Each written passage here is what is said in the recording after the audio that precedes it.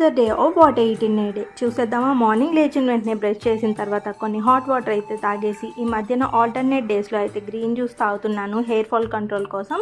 ఇంకా బ్రేక్ఫాస్ట్కి అయితే అమ్మ పెరుగువడ చేసింది. నేను ఎప్పుడు ఎక్కడ పెరుగువడ తిన్నా కూడా అయితే అది పుల్లగా అనిపిస్తుంది, పెరుగు లేకపోతే గారి సరిగ్గా నాన్నట్టు అనిపిస్తుంది. బట్ అమ్మ ఎప్పుడు పెరుగువడ చేసినా కూడా హిట్, సూపర్ హిట్, అంత బాగుంటుంది. ఎప్పుడైనా రెసిపీ అయితే పోస్ట్ చేస్తాను.